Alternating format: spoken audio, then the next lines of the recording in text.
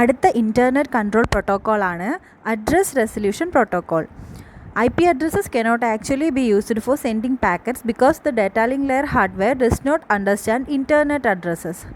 Most hosts at companies and universities are attached to a LAN by an interface board that only understands LAN addresses. ഇപ്പോൾ example പറയുകയാണെങ്കിൽ ഈ ലാനിൽ attach ചെയ്തിട്ടുള്ള companies അല്ലെങ്കിൽ യൂണിവേഴ്സിറ്റീസിന് LAN addresses മാത്രമേ understandable ആയിട്ടുള്ളൂ. ഇപ്പോൾ നമ്മളിപ്പോൾ എതർനെറ്റ് ബോർഡിൽ കണക്ട് ചെയ്തിരിക്കുന്നത് എതർനെറ്റ് കണക്ഷനുള്ള ഹോസ്റ്റ് അല്ലെങ്കിൽ മെഷീൻസിന് അതിൻ്റെ ഒരു 48 ബിറ്റ് എതർനെറ്റ് അഡ്രസ്സ് കാണും. അപ്പോൾ manufacturers of Ethernet boards request a block of addresses from a central authority to ensure that no two boards have the same address. അപ്പോൾ ഇതിന് നമ്മുടെ എതർനെറ്റ് അഡ്രസ്സ് മാത്രമേ അണ്ടർസ്റ്റാൻഡബിൾ ആയിട്ടുള്ളൂ. എതർനെറ്റിൻ്റെ കണക്ഷനിൽ വരുമ്പോഴത്തേക്ക് എതർനെറ്റ് അഡ്രസ്സ് മാത്രമേ അണ്ടർസ്റ്റാൻഡബിൾ ആയിട്ടുള്ളൂ. The board send and receive frames based on 48 bit Ethernet addresses. ഈ അഡ്രസ്സിൻ്റെ ബേസിസിലായിരിക്കും ഇവിടെ എതർനെറ്റിൽ നമ്മുടെ സെൻഡിങ്ങും റിസീവിങ്ങും ഒക്കെ നടക്കുന്നത്. ഇതിൽ IP അഡ്രസ്സിനെ കുറിച്ച്, അതായത് 32 ബിറ്റ് IP അഡ്രസ്സിനെ കുറിച്ച് ഇതിലുള്ള റിസീവേഴ്സിനും സെൻഡേഴ്സിനും, അതായത് ഇതിലുള്ള മെഷീൻസിന്, എതർനെറ്റ് ബോർഡിലുള്ള മെഷീൻസിന് അറിവും ഉണ്ടായിരിക്കത്തില്ല. ഓക്കെ, അപ്പോൾ എതർനെറ്റ് കണക്ഷനിൽ വരുന്ന മെഷീൻസിനാണെങ്കിൽ എതർനെറ്റ് അഡ്രസ്സ് 48 ബിറ്റ് എതർനെറ്റ് അഡ്രസ്സിൻ്റെ കാര്യം മാത്രമേ അറിയത്തുള്ളൂ. IP അഡ്രസ്സിനെ കുറിച്ച് യാതൊരു അറിവും ഉണ്ടായിരിക്കത്തില്ല. എക്സാമ്പിൾ പറയുകയാണെങ്കിൽ നമുക്കിപ്പോൾ ഒരു 2 എതർനെറ്റും ഒരു FDDI റിങ്ങും വെച്ച് കണക്ട് ചെയ്തിട്ടുള്ള ഒരു നെറ്റ്വർക്ക്. ഓക്കെ, ഇതിൻ്റെ കേസ് എടുക്കുകയാണ്. ഒരു CS എതർനെറ്റ് ഉണ്ട്, അതുപോലെ തന്നെ EEE എതർനെറ്റ് ഉണ്ട്. ഇത് രണ്ടും എവിടെ കണക്റ്റഡ് ആണ്? ക്യാമ്പസിൻ്റെ മൊത്തത്തിലുള്ള FDDI റിങ്ങിൽ കണക്റ്റഡ് ആണ്. ഇതിന് കറസ്പോണ്ടിങ് എതർനെറ്റ് അഡ്രസ്സസ് ഉണ്ട്. ഓക്കെ, ഇനി ആ ഫിഗറിനെ ബേസ് ചെയ്ത് പറയുവാണ് how a user on host 1 sends a packet to a user on host 2. ഇപ്പോൾ ഹോസ്റ്റ് 1ലുള്ള ഒരു യൂസർ എങ്ങോട്ട് പാക്കറ്റ് സെൻഡ് ചെയ്യുന്നു? ഹോസ്റ്റ് 2ലേക്ക് ഒരു പാക്കറ്റ് സെൻഡ് ചെയ്യുന്നു. എങ്ങനെയാണ് ഇത് പോസിബിളായിട്ട് നടക്കുന്നതെന്ന് നോക്കാം. നമുക്ക് ഒരു ഹോസ്റ്റിൽ നിന്ന് മറ്റൊരു ഹോസ്റ്റിലേക്ക് പാക്കറ്റ് സെൻഡ് ചെയ്യണമെങ്കിൽ ഹോസ്റ്റിൻ്റെ സെൻഡിങ് ഹോസ്റ്റിന് ഒരു IP അഡ്രസ്സ് ഉണ്ടായിരിക്കും, അതുപോലെ തന്നെ ഒരു കറസ്പോണ്ടിങ് MAC അഡ്രസ്സ് ഉണ്ടായിരിക്കും. ഇപ്പോൾ എതർനെറ്റിൻ്റെ കേസിലാണ് പറയുന്നതെങ്കിൽ MAC അഡ്രസ്സിന് നമ്മൾ എതർനെറ്റ് അഡ്രസ്സ് എന്ന് പറയും. അതുപോലെ കറസ്പോണ്ടിങ് ഹോസ്റ്റ് 2ന്, ഡെസ്റ്റിനേഷൻ ഹോസ്റ്റിനും ഇതുപോലെ ഒരു സെൻഡിങ് അഡ്രസ്സ്, അതായത് ഒരു IP അഡ്രസ്സ് ഉണ്ടായിരിക്കും, അതുപോലെ ഒരു MAC അഡ്രസ്സ് ഉണ്ടായിരിക്കും. ഓക്കെ, ഇനി ഈ അഡ്രസ്സ് അറിയാമെങ്കിൽ മാത്രമേ നമുക്ക് കറസ്പോണ്ടിങ് കറക്റ്റായിട്ട് ഡെസ്റ്റിനേഷനിൽ സെൻഡ് ചെയ്യാൻ പറ്റൂ. അപ്പോൾ ഇതിന് വേണ്ടിയിട്ട് എന്താണ് ചെയ്യുന്നത് എന്ന് നോക്കാം. Let us assume the sender knows the name of the intended receiver, possibly something like xyz.cs.uni.edu. ഇപ്പോൾ നമുക്കിപ്പോൾ അസ്യൂം ചെയ്യുന്ന കാര്യം, സെൻഡറിന് ഡെസ്റ്റിനേഷനിലുള്ള റിസീവറിൻ്റെ നെയിം അറിയാം, ഈ തന്നിരിക്കുന്ന പോലെ നെയിം അറിയാം എന്നുള്ളത് നമ്മൾ അസ്യൂം ചെയ്യുവാണ്. ഇതിൻ്റെ ഫസ്റ്റ് സ്റ്റെപ്പ് എന്ന് പറയുന്നത് ഹോസ്റ്റ് 2ൻ്റെ IP അഡ്രസ്സ് കണ്ടുപിടിക്കുക എന്നുള്ളതാണ്. ഓക്കെ, ഹോസ്റ്റ് 2ൻ്റെ IP address which is known as cs.uni.edu. ഇതിന് വേണ്ടിയിട്ട് ഈ IP അഡ്രസ്സ് കണ്ടുപിടിക്കാൻ വേണ്ടിയിട്ട് നമ്മൾ യൂസ് ചെയ്യുന്നത് ഡൊമൈൻ നെയിം സിസ്റ്റം എന്ന് പറയുന്ന ഒരു പ്രോസസ്സിംഗ് ആണ്. അത് നമ്മൾ പിന്നെ പഠിക്കും. Which returns the IP address four host 2. അതെന്ത് ചെയ്യും? ഈ ഡൊമൈൻ നെയിം സിസ്റ്റം വെച്ചിട്ട് ഈ IP അഡ്രസ്സ്, ഹോസ്റ്റ് 2ൻ്റെ IP അഡ്രസ്സ് നമുക്ക് റിട്ടേൺ ചെയ്യും. ഇവിടെ നമ്മുടെ ഹോസ്റ്റ് 2ൻ്റെ IP അഡ്രസ്സ് എന്ന് പറയുന്നത് 192.31.65.5 ആണ്.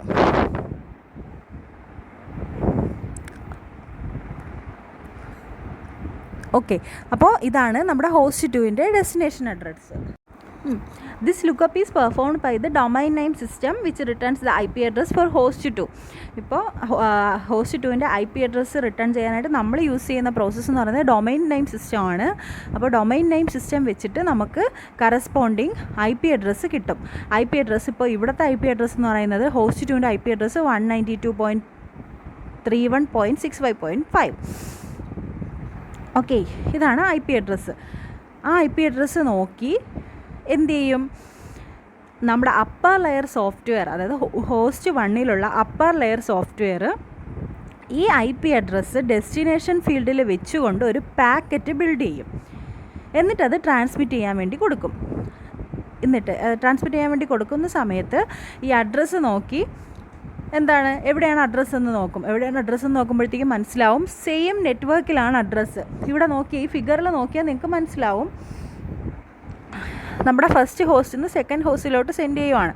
ഓക്കെ, ഫസ്റ്റ് ഹോസ്റ്റിൽ നിന്ന് സെക്കൻഡ് ഹോസ്റ്റിലോട്ട് സെൻഡ് ചെയ്യുന്നതിന് മുമ്പ് നമ്മൾ എന്ത് ചെയ്യും, DNS വെച്ചിട്ട് അതിൻ്റെ IP അഡ്രസ്സ്, സെക്കൻഡ് ഹോസ്റ്റ് അതായത് ഡെസ്റ്റിനേഷൻ ഹോസ്റ്റിൻ്റെ IP അഡ്രസ്സ് കണ്ടുപിടിക്കും.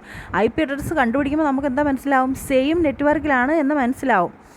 ഓക്കെ, അപ്പോൾ it will be its own network, but it need some way to find the destinations Ethernet address. Okay, IP address കിട്ടി, പക്ഷേ നമുക്കിനി അടുത്തത് എതർനെറ്റ് അഡ്രസ്സും കൂടെ വേണം, ഡെസ്റ്റിനേഷൻ്റെ എതർനെറ്റ് അഡ്രസ്സും കൂടെ വേണം. ഇതിന് വേണ്ടിയിട്ട് എന്ത് ചെയ്യും എന്നാണ് നമ്മൾ അടുത്ത് നോക്കാൻ പോകുന്നത്. One solution to have a configuration file somewhere in the system that maps IP addresses onto Ethernet addresses. അപ്പോൾ ഒരു സൊല്യൂഷൻ എന്ന് പറയുന്നത് നമ്മുടെ സിസ്റ്റത്തിൽ എവിടെയെങ്കിലും ഈ IP അഡ്രസ്സും അതിൻ്റെ കറസ്പോണ്ടിങ് MAC അഡ്രസ്സ് അല്ലെങ്കിൽ എതർനെറ്റ് അഡ്രസ്സിനെ കൊടുത്തിട്ടുള്ള എന്തെങ്കിലും ഫയലുണ്ടോ, കോൺഫിഗറേഷൻ ഫയലുണ്ടോ എന്നുള്ളത് നോക്കും. While this solution is certainly possible for organization with thousands of machines, keeping all these files up to date is an error-prone, time-consuming job. അപ്പോൾ ഇങ്ങനെ ഒരു സൊല്യൂഷൻ പോസിബിൾ ആണ്, പക്ഷേ ഒരുപാട് മെഷീൻസൊക്കെ വരുന്ന സമയത്ത് ഇങ്ങനെ ഒരു ഫയൽ, അതായത് ഇത്രയും മെഷീൻസിൻ്റെ IP അഡ്രസ്സും അതിൻ്റെ കറസ്പോണ്ടിങ് MAC അഡ്രസ്സും ഒക്കെ സേവ് ചെയ്ത് വെച്ചിട്ടുള്ള ഫയൽ സ്റ്റോർ ചെയ്യുക എന്ന് പറയുന്നത് ഒരു ഡിഫിക്കൽട്ടിയാണ്. അപ്പോൾ ബെറ്റർ സൊല്യൂഷൻ എന്ന് പറയുന്നത് to output a broadcast packet on to the Ethernet asking who owns IP address 192.31.65.5. അപ്പോൾ ഒരു ബെറ്റർ സൊല്യൂഷൻ എന്ന് പറയുന്നത് നമ്മളൊരു പാക്കറ്റ് ബ്രോഡ്കാസ്റ്റ് ചെയ്യും എല്ലാ മെഷീൻസിനും, ആ എതർനെറ്റിലുള്ള എല്ലാ മെഷീൻസിനും ഒരു പാക്കറ്റ് ബ്രോഡ്കാസ്റ്റ് ചെയ്യും. Asking who owns IP address, ഈ IP അഡ്രസ്സ് കൊടുത്തിട്ട് ഒരു പാക്കറ്റ് ബ്രോഡ്കാസ്റ്റ് ചെയ്യും. The broadcast will arrive at every machine on Ethernet. അപ്പോൾ ആ എല്ലാ മെഷീൻസിലും ഈ ബ്രോഡ്കാസ്റ്റ് എത്തും. And each one will check its IP address. എന്നിട്ട് അപ്പോൾ ഈ മെഷീൻസിലെല്ലാത്തിലും ഈ ബ്രോഡ്കാസ്റ്റ് ചെല്ലുമ്പോഴത്തേക്കും അവരെന്ത് ചെയ്യും, IP അഡ്രസ്സ് ചെക്ക് ചെയ്യും. ഓരോരുത്തരും അവരുടെ IP അഡ്രസ്സ് ചെക്ക് ചെയ്യും. Host 2 alone will respond with its Ethernet address. അപ്പോൾ എന്ത് ചെയ്യും, ഹോസ്റ്റ് 2 റെസ്പോണ്ട് ചെയ്യും, അതിൻ്റെ എതർനെറ്റ് അഡ്രസ്സ് വെച്ചിട്ട് റെസ്പോണ്ട് ചെയ്യും. The protocol used for asking this question and getting the reply is called address resolution protocol. ഇങ്ങനെ നമ്മൾ ക്വസ്റ്റ്യൻ ബ്രോഡ്കാസ്റ്റ് ചെയ്ത് അതിന് reply and getting the reply is called എന്താ അഡ്രസ് റെസൊല്യൂഷൻ പ്രോട്ടോക്കോൾ എന്ന് പറയുന്നത് ഇതാണ്. അതിന് വേണ്ടിയിട്ട് യൂസ് ചെയ്യുന്ന പ്രോട്ടോക്കോളാണ് ARP.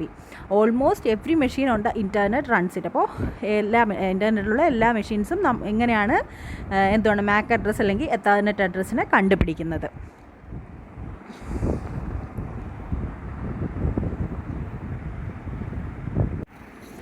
അതുപോലെ വരുന്നതാണ് റിവേഴ്സ് അഡ്രസ് റെസൊല്യൂഷൻ പ്രോട്ടോക്കോൾ. ഇപ്പോൾ നമുക്കിപ്പോൾ ARP എന്ന് പറയുമ്പോഴത്തേക്കും നമ്മൾ എതർനെറ്റ് അഡ്രസ്സായിരുന്നു കണ്ടുപിടിച്ചത്. ഇതിപ്പോൾ എതർനെറ്റ് അഡ്രസ്സ് ഉണ്ടായിരിക്കും, കറസ്പോണ്ടിങ് IP അഡ്രസ്സായിരിക്കും നമുക്ക് കണ്ടുപിടിക്കാനുള്ളത്. അതിന് യൂസ് ചെയ്യുന്നതാണ് RARP പ്രോട്ടോക്കോൾ എന്ന് പറയുന്നത്. RARP allows a newly booted workstation to broadcast its Ethernet address and say my 48-bit Ethernet address is ഈ തന്നിരിക്കുന്നത് നമ്മുടെ 48-bit എൻ്റെ 48-bit Ethernet address ആണ്. and does anyone out there know my IP address ചോദിച്ചുകൊണ്ട് അവർ എന്ത് ചെയ്യും, broadcast ചെയ്യും. Okay, the RARP server sees this request, looks up the Ethernet address in its configuration files and sends back the corresponding IP address. അപ്പോൾ ഈ RARP server ഇങ്ങനെ ഈ request കണ്ടിട്ട് എന്ത് ചെയ്യും, looks up the ethernet address in its configuration ഫയൽസിൽ നോക്കിയിട്ട് ethernet അഡ്രസ്സുമായിട്ട് corresponding മാപ്പ് ചെയ്തിരിക്കുന്ന IP അഡ്രസ്സ് നോക്കി തിരിച്ച് അതിൻ്റെ IP അഡ്രസ്സ് സെൻഡ് ചെയ്യും. അതാണ് റിവേഴ്സ് അഡ്രസ് റെസൊല്യൂഷൻ പ്രോട്ടോക്കോൾ. അപ്പോൾ അഡ്രസ് റെസൊല്യൂഷൻ പ്രോട്ടോക്കോളും ഉണ്ട്, റിവേഴ്സ് അഡ്രസ് റെസൊല്യൂഷൻ പ്രോട്ടോക്കോളും ഉണ്ട്.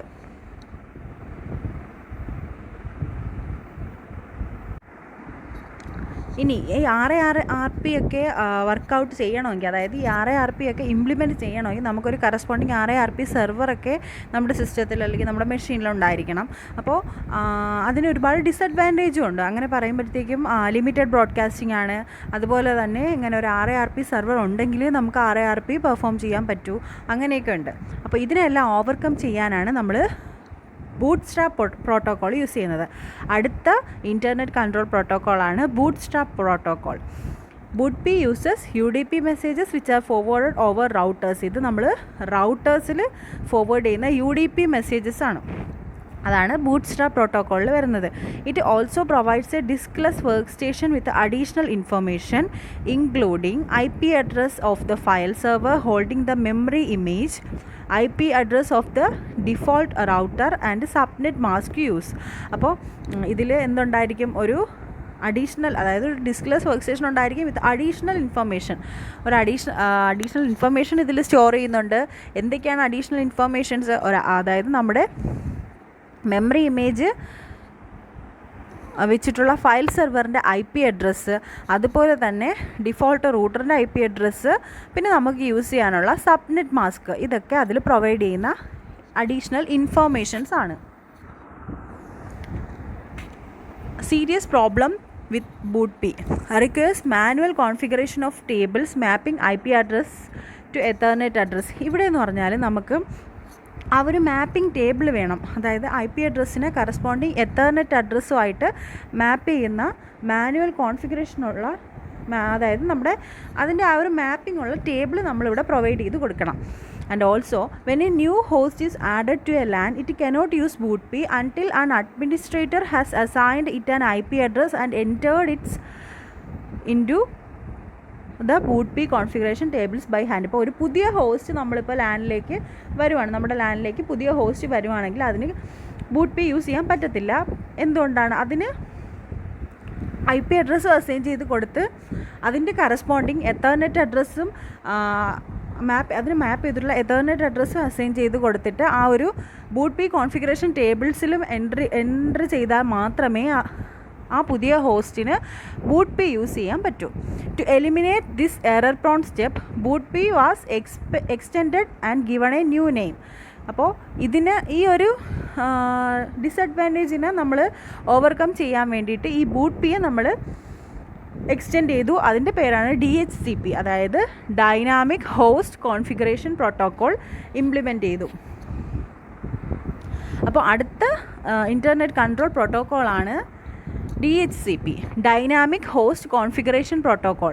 DHCP allows both manual IP address assignment and automatic assignment. Manual ആയിട്ടുള്ള IP address അസൈൻമെൻറ്റും ഉണ്ടായിരിക്കും, അതുപോലെ തന്നെ ഓട്ടോമാറ്റിക് അസൈൻമെൻറ്റും ഉണ്ടായിരിക്കും. In most systems it has largely replaced RARP and BootP. അപ്പോൾ RARPയെയും ഈ BootPയെയും റീപ്ലേസ് ചെയ്യുന്നത് നമ്മുടെ ഈ DHCP ആണ്. Like RARP and BootP, DHCP is based on the idea of a special server that assigns IP address to host asking for one. അപ്പോൾ RARPയിലും BootPയിലും നമുക്ക് special server ഉണ്ടായിരുന്നു.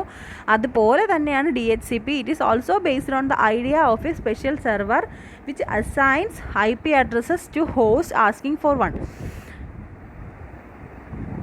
അതായത് IP അഡ്രസ്സിന്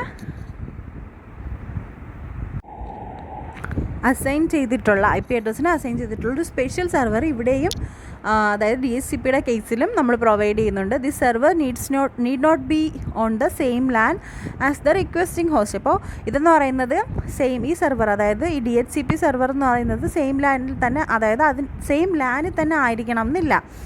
Since the DHCP server may not be reachable by broadcasting, a DHCP relay agent is needed on each LAN. അപ്പോൾ ഈ DHCP എന്ന് പറയുന്നത് നമ്മൾ പറഞ്ഞു സെയിം ലാനിൽ തന്നെ ആയിരിക്കത്തില്ല. അതുകൊണ്ട് തന്നെ നമുക്ക് ഈ DHCP സെർവർ ബ്രോഡ്കാസ്റ്റിങ്ങിനായിട്ട് എപ്പോഴും നമുക്ക് റീച്ചബിൾ ആവണമെന്നില്ല. അങ്ങനെ വരുന്നത് കൊണ്ട് ഓരോ ലാനിലും നമ്മൾ എന്ത് ചെയ്യും, ഒരു DHCP റിലേ ഏജൻറ്റിന് കൊടുക്കും. DHCP സെർവർ എല്ലാ ലാനിലും പ്രൊവൈഡ് ചെയ്യുന്നില്ല, അതായത് സെയിം ലാനിൽ തന്നെ നമ്മൾ പ്രൊവൈഡ് ചെയ്യുന്നില്ല എന്നുള്ളത് കൊണ്ട് നമുക്കിപ്പോൾ എന്തെങ്കിലും ബ്രോഡ്കാസ്റ്റ് ചെയ്യണം അങ്ങനെയൊക്കെയുള്ള കേസസ് വരുമ്പോഴത്തേക്കും DHCP നമുക്ക് റീച്ചബിൾ അല്ല. So we will provide a DHCP relay agent in each LAN. എല്ലാ ലാനിൽ നമ്മളൊരു DHCP റിലേ ഏജൻറ്റിനെ പ്രൊവൈഡ് ചെയ്യും. അപ്പോൾ ഇതാണ് DHCP. അപ്പോൾ DHCPയുടെ ഓപ്പറേഷനാണ് ഇവിടെ കൊടുത്തിരിക്കുന്നത്. ഇവിടെ ഒരു ന്യൂലി ബൂട്ടഡ് ഹോസ്റ്റ് അതിൻ്റെ IP അഡ്രസ്സ് വേണ്ടിയിട്ട് നോക്കുവാണ്. അപ്പോൾ IP അഡ്രസ്സിന് വേണ്ടി നോക്കുമ്പോഴത്തേക്കും നമ്മുടെ ആ നെറ്റ്വർക്കിൽ ആ ഒരു ലാനിൽ എന്തുണ്ടായിരിക്കും, DHCP റിലേ ഏജൻറ്റ് ഉണ്ടായിരിക്കും. അത് DHCP discover packet DHCP relay ഏജൻറ്റിന് കൊടുക്കും. അപ്പോൾ ഈ DHCP റിലേ ഏജൻറ്റ് എന്ത് ചെയ്യും, DHCP റിലേ ഏജൻറ്റ് എന്ന് പറയുന്നത് നമ്മുടെ DHCP സെർവറുമായിട്ട് കണക്ട് ചെയ്യും by using a unicast packets from DHCP relay to DHCP server. അപ്പോൾ DHCP റിലേ ഏജൻറ്റിൽ നിന്ന് ഒരു യൂണീക്കാസ് പാക്കറ്റ് അത് DHCP സെർവറിന് കൊടുക്കും, സെൻഡ് ചെയ്യും. അതായത് നമ്മുടെ ഒരു പുതിയതായിട്ട് ബൂട്ട് ചെയ്തിട്ടുള്ള ഹോസ്റ്റിന് അതിൻ്റെ IP അഡ്രസ്സ് കിട്ടണമെങ്കിൽ അത് ആദ്യം DHCP ഡിസ്കവർ പാക്കറ്റ് ബ്രോഡ്കാസ്റ്റ് ചെയ്ത് കൊടുക്കും. അപ്പോൾ നമ്മുടെ DHCP റിലേ ഏജൻറ്റിന് അത് കിട്ടും. അപ്പോൾ ഈ DHCP റിലേ ഏജൻറ്റിന് കിട്ടുമ്പോഴത്തേക്കും DHCP റിലേ ഏജൻറ്റ് എന്ത് ചെയ്യും, it will unicast packet from DHCP relay agent to DHCP server for finding the IP address of the new host.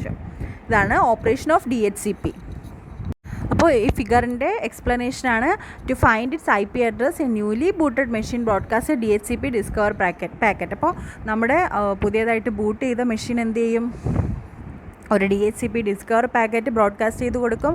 അപ്പോൾ DHCP റിലേ ഏജൻറ്റിന് ഇത് കിട്ടും. DHCP റിലേ ഏജൻറ്റ് എന്ത് ചെയ്യും, it finds DHCP discover packet, it sense ഈ പാക്കറ്റിനെ ഒരു യൂണീക്കാസ് പാക്കറ്റാക്കി DHCP server, അതായത് നമ്മുടെ same നെറ്റ്വർക്കിലല്ല പുറത്തെ ഏതെങ്കിലും നെറ്റ്വർക്കിലിരിക്കുന്ന ആ DHCP സെർവറിലേക്ക് ഇത് കൊടുക്കും. ഈ യൂണീക്കാസ് പാക്കറ്റ് റിലേ ഏജൻറ്റ് സെൻഡ് ചെയ്യും. അപ്പോൾ ഇതിന് വേണ്ടിയിട്ട് ഈ യൂണീക്കാസ് പാക്കറ്റ് സെൻഡ് ചെയ്യാൻ വേണ്ടിയിട്ട് റിലേ ഏജൻറ്റിന് എന്ത് മാത്രം മതി, DHCP സെർവറിൻ്റെ IP അഡ്രസ്സ് മാത്രം മതി. അപ്പോൾ ഇതാണ് DHCP. Issues that arises with automatic assignment of IP addresses from a pool. അപ്പോൾ ഓട്ടോമാറ്റിക് അസൈൻമെൻറ്റ് IP അഡ്രസ്സിൻ്റെ ഓട്ടോമാറ്റിക് അസൈൻമെൻറ്റിൽ വരുന്ന ഇഷ്യൂസാണ് how long an IP address should be allocated. അപ്പോൾ എത്ര നേരം ഒരു ഹോസ്റ്റിന് എത്ര നേരം ഈ IP അഡ്രസ്സ് അലോക്കേറ്റ് ചെയ്ത് കൊടുക്കുന്നുണ്ട്, അതാണ് ഒരു ഇഷ്യൂ എന്ന് പറയുന്നത്. If a host leaves the network and does not return its IP address to the DHCP server, that address will be permanently loss. ഇപ്പോൾ ഒരു ഹോസ്റ്റ് നമ്മുടെ നെറ്റ്വർക്കിൽ നിന്ന് ലീവായി പോവുകയാണ്, okay, and it does not return, അത് അതിൻ്റെ IP അഡ്രസ്സ് DHCP സെർവറിലോട്ട് റിട്ടേൺ ചെയ്തിട്ടില്ല. അങ്ങനെ വരുന്ന സിറ്റുവേഷനിലാണെങ്കിൽ ആ അഡ്രസ്സ് പെർമനൻ്റ് ആയിട്ട് ലോസ്റ്റ് ആവും.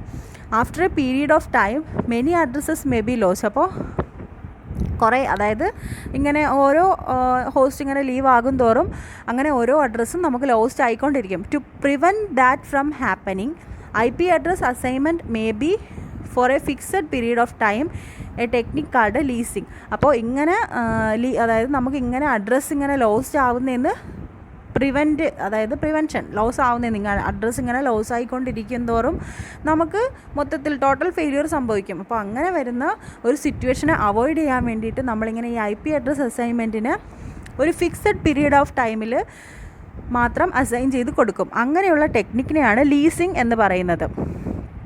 Just before the lease expires, the host must ask the DHCP for a renewal.